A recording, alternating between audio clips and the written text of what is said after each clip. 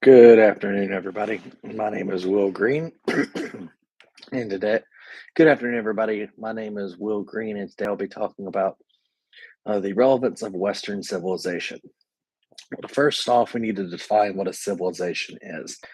A civilization is an elaborate structure of ideas and institutions slowly built up over time by intelligence and efforts of countless individuals working alone and together, and therefore, civilization is not inherited.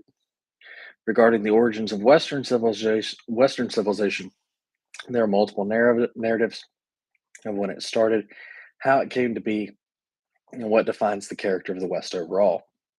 To pinpoint the origins of Western civilization, Lawrence Birkin offers two descriptions of how Western civilization came to be, focusing on the works of David Wilkinson and David Richardson.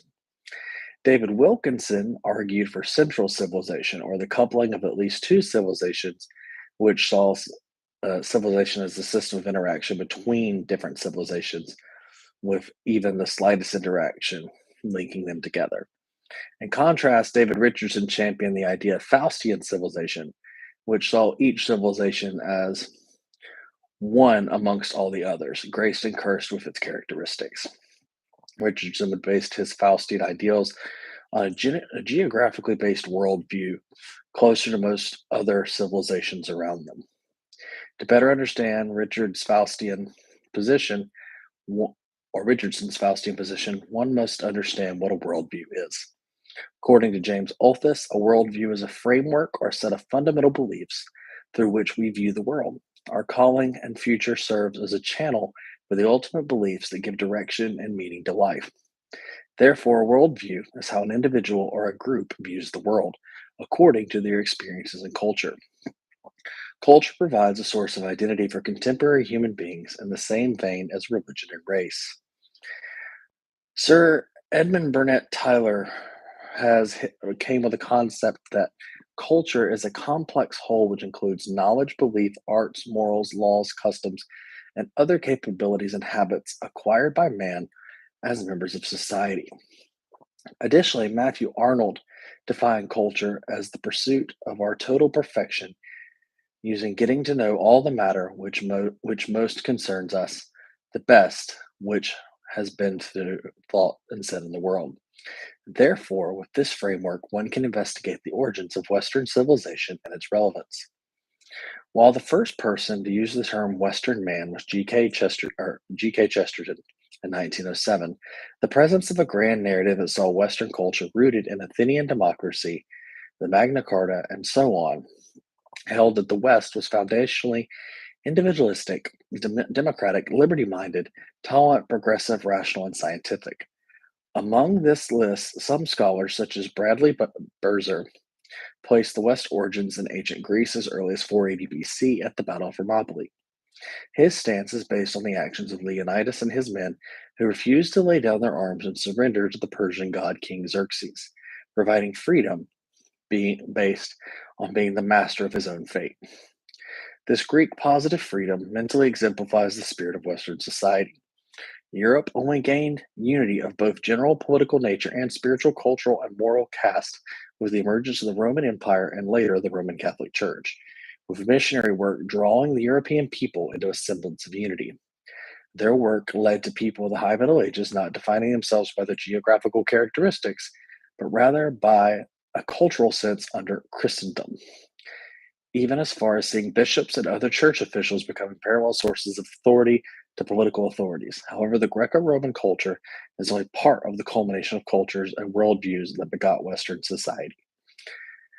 Now, Germanic people, along with Roman and a couple other groups, are really going to create the English society, and they're the perfect case study of how quickly Western civilization can be found. The Anglo Saxon settlements of early England held ideals of personal autonomy, including contracted property rights, collective decision making, of accountability to the people, and law being more than just the wishes of a despotic ruler.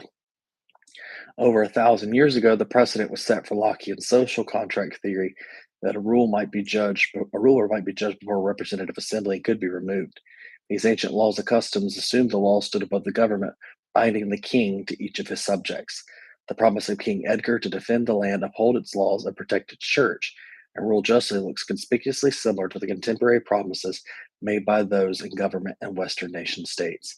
And it provides another layer of evidence that the king is not above the law, but rather subject to the law, and that the law was not left to his conscience, but rather to the representative body that spoke for the whole of the nation. Also, the existence of common law as early as the 12th century differs from other forms of law of the period, as it is built up case by case with each decision as the starting point for a subsequent dispute. It applies a doctrine known to lawyers as stare decisis.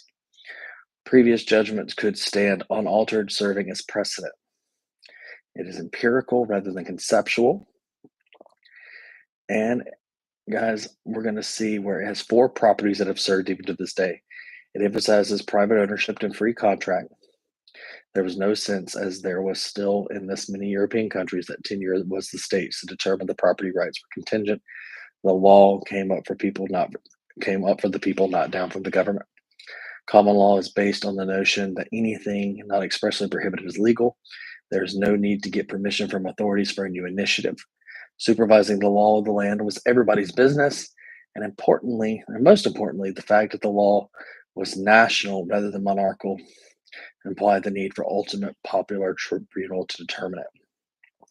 The West radicalized the West represented a radical break from the classical world and thus a new civilization following the Faustian civilization of Robertson.